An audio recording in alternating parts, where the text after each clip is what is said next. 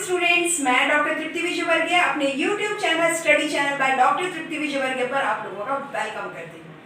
मैं आपको इस समय पढ़ा रही हूँ evolution and development of management thoughts part number 4।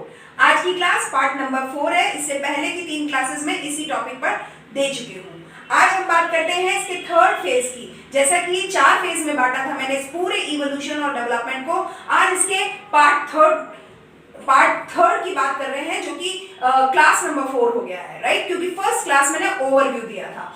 आज की बात करेंगे नियो क्लासिकल अप्रोच की। इससे पहले हमने अर्ली कंट्रीब्यूशन और क्लासिकल अप्रोच पढ़ लिया है। आज बात कर रहे हैं नियो क्लासिकल अप्रोच, जिसका टाइम फेज रहा था 1930 से लेकर के 1970 तक का।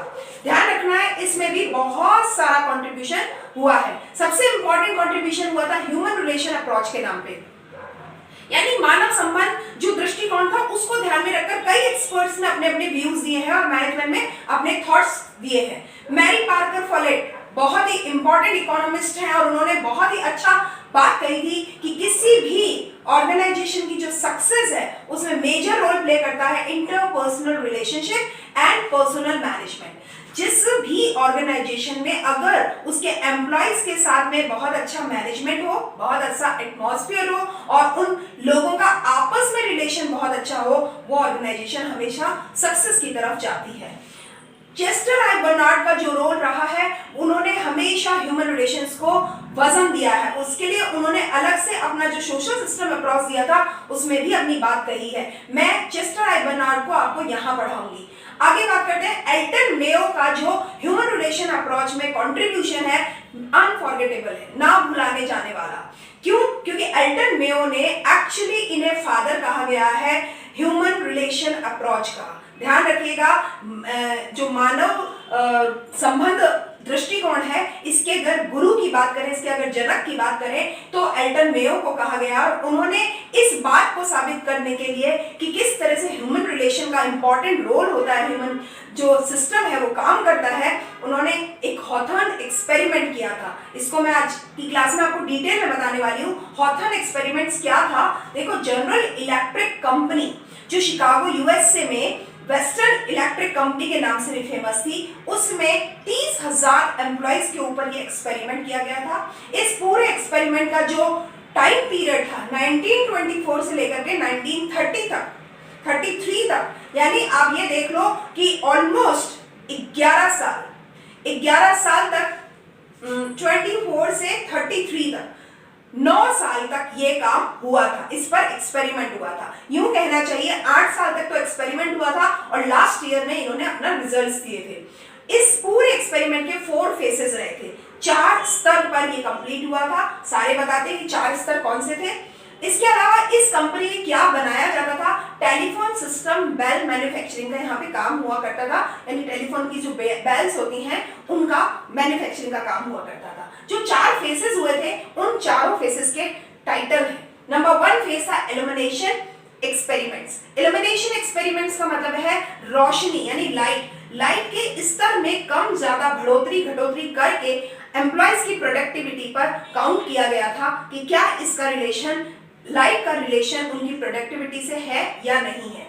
ये जो एक्सपेरिमेंट हुआ था वो 1924 से लेकर के 1927 तक हुआ था, राइट? मैंने हर चीज बहुत डिटेल में दिया। आपको ये क्लासेस बहुत इंपॉर्टेंट रहेंगी अपने एग्जाम पॉइंट ऑफ व्यू से प्रिपरेशन के लिए। तो 1924 से 27 तक जो इल्यूमिनेशन एक्सपेरिमेंट हुए थे इन 30,000 एम्प्लॉइज के ऊपर, उसका रिजल्ट क्या आया वो समझिए। इसका रिजल्ट आया, उसमें हमने ये पाया कि किसी भी इल्यूमिनेशन का जो चेंज किया जाता है उसका इफेक्ट क्या आता है प्रोडक्टिविटी पर। और इसका रिजल्ट ये आया था कि ये पाया गया कि इल्यूमिनेशन के लेवल पे अगर कम या ज्यादा किया जाता है तो प्रोडक्टिविटी पर इंक्रीज और डिक्रीज तो होता है, लेकिन कुछ एक चीजें हैं जो केवल इल्यूमिनेशन से डायरेक्ट रिलेट नहीं करती है। लाइट्स के लेवल को कम ज्यादा करके अगर आप ये सोचते हैं प्रोडक्टिविटी इंक्रीज होगी या कमेगी, कम होगी, घटेगी, ये बहुत ज्यादा फर्म नहीं था। इसमें थोड़ा सा फर्म डिसीजंस नहीं आ पा रहे थे, फर्म रिजल्ट्स नहीं आ पा रहे थे, और इसीलिए सेकंड फेज की तरफ आगे बढ़ा गया, relay assembly test room. Relay assembly test rooms में क्या किया गया था, ये देखा गया था जो घंटों वर्किंग आवर्स है या दूसरी वर्किंग कंडीशंस है और जो घंटों में बदलाव किया गया, किसी को 16 घंटे काम करवाया गया, किसी को 8 घंटे काम करवाया गया, किसी को 10 घंटे काम कराया गया, यानी वर्किंग आवर्स और वर्किंग कंडीशंस में जो बदलाव किया गया था उसका प्रोडक्टिविटी पर किस तरह का असर आ रहा था, वो इस वाले एक्सपेरिमेंट के तौर पर किया गया था। और ये एक्सपेरिमेंट किया गया था 1927 से 28 तक, राइट। अब इसका रिजल्ट क्या आया, इसका रिजल्ट आया कि इसका बहुत फर्क पड़ता है कि लोगों के वर्किंग आवर्स और वर्किंग कंडीशंस कैसी हैं। डायरेक्ट इंपैक्ट आता है, अगर कम घंटे काम करवाया जाता है तो लोग ज्यादा खुश होकर के काम करते हैं, और बहुत ज्यादा घंटे तक काम करवाया जाता है तो टेंशन और प्रेशर में आकर के लोग अच्छी प्रोडक्टिविटी नहीं देते हैं। तीसरा जो फेज हुआ था वो इंटरव्यूइंग प्रोग्राम था। इंटरव्यूइंग का मतलब बहुत सारे लोगों से इंटरव्यू किया गया था, और ये 1928 से लेकर के 1930 तक के किए गए थे।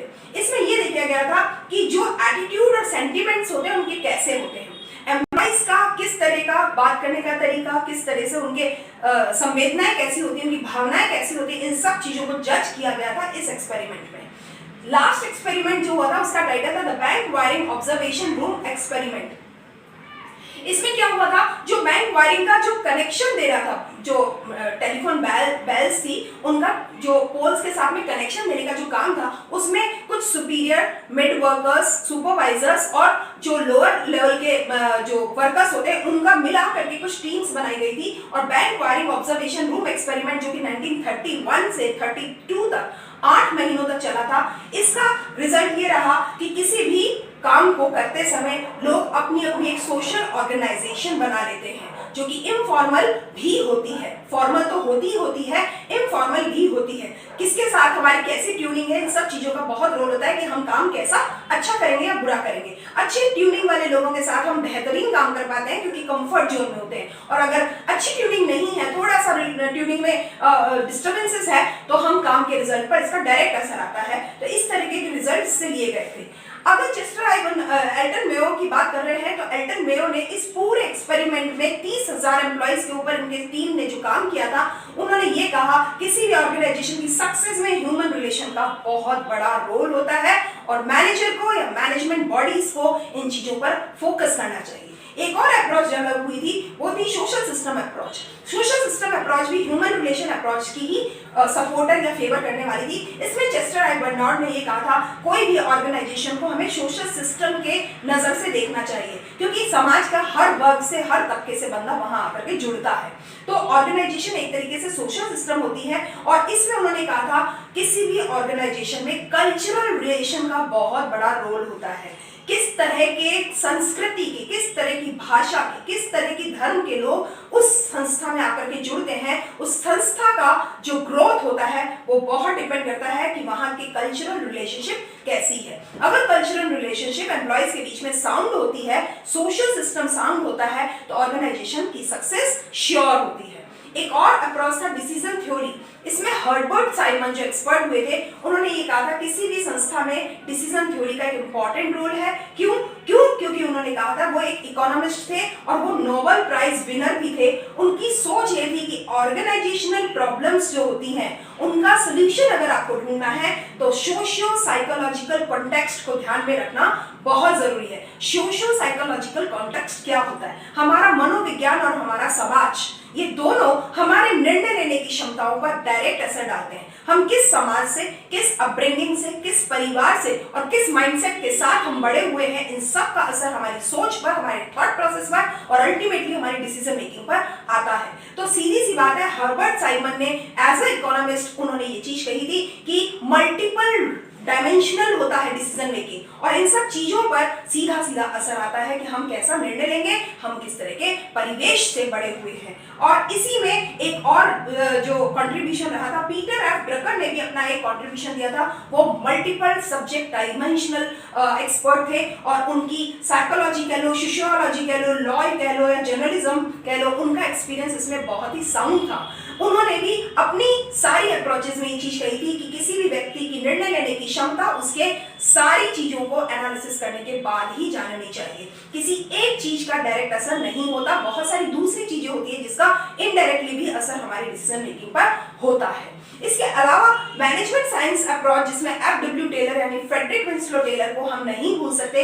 मैनेजमेंट साइंस अप्रोच में ये कहा गया था, जैसे कि उन्होंने साइंस को मैनेजमेंट से जोड़ा था और उन्होंने कहा था साइंटिफिक टूल्स और बेस्ट मैनर होना चाहिए, काम करने के तरीके का पता होना चाहिए। उन्होंने कहा था कभी भी मैनेजमेंट की प्रॉब्लम को सॉल्व करना है तो ऑपरेशनल रिसर्च पे फोकस करो और मैथमेटिकल टूल्स को काम में लो। मैनेजमेंट को एक नई दिशा दी थी उन्होंने, मैथ से साइंस को और साइंस से मैनेजमेंट को जोड़ करके। उन्होंने कहा था research should be there, research intensive होनी चाहिए और रिसर्च के लिए कुछ टूल्स, कुछ प्रोग्राम्स, कुछ गेम्स यूज किए जाने चाहिए, तभी कोई अच्छे निर्णय लिए जा सकते हैं। इसके अलावा ह्यूमन बिहेवियर अप्रोच भी बहुत इंपॉर्टेंट रही थी, जिसको हम नियो क्लासिकल अप्रोच में शामिल करते हैं, जिसमें जॉन वॉटसन का कंट्रीब्यूशन बहुत अच्छा रहा था। उन्होंने कहा था किसी भी ऑर्गेनाइजेशन में जनरली लोग काम करना पसंद नहीं करते हैं और उन्हें काम करना पसंद नहीं करते, पर उन्हें इस तरीके से मोल्ड किया जाए कि वो अपने आप ही काम करने के लिए शुरू हो जाए या मोटिवेट हो जाए। तो सेल्फ प्रमोशन, सेल्फ मोटिवेशन या सेल्फ डायरेक्शन, क्रिएटिविटी, इन सब चीजों पर अगर ध्यान दिया जाए तो किसी भी ऑर्गेनाइजेशन में एम्प्लॉइज की प्रोडक्टिविटी को बहुत जल्दी इंक्रीज किया जा सकता है। बजाय कि काम को थोपा जाए, बेटर है कि काम को सेल्फ मोटिवेट या सेल्फ एनालिसिस या सेल्फ डिसिप्लिन के साथ, इनोवेशन के साथ, क्रिएटिविटी के साथ जोड़ा जाए ताकि कि उसकी प्रोडक्टिविटी इंक्रीज हो सके। और ये कहा था उन्होंने कि यही सारे जो फैक्टर्स हैं किसी भी ऑर्गेनाइजेशन के सक्सेस के महत्वपूर्ण कीज हैं। आज की क्लास के लिए न्यू क्लासिकल अप्रोच में इतना ही। उम्मीद करती हूँ आज की क्लास और ये जो फेज था, जो कि मैनेजमेंट के थॉट्स का इवोल्यूशन और डेवलपमेंट में थर्ड फेज है, अर्ली कंट्रीब्यूशन, क्लासिकल और नियो क्लासिकल में हम आ चुके हैं। लास्ट हम लेंगे मॉडर्न अप्रोच, जो कि आगे वाली क्लास में लूंगी। आपको इससे पहले की क्लास मेरे जो स्टडी चैनल के प्लेलिस्ट है उसमें आराम से मिल जाएंगी। मैनेजमेंट की प्लेलिस्ट बना रखी है, बहुत सारे वीडियोस हैं, आप इन सब वीडियोस को देखते रहिए, जुड़े रहिए और जोड़ते रहिए। Thank you and keep watching my videos regularly.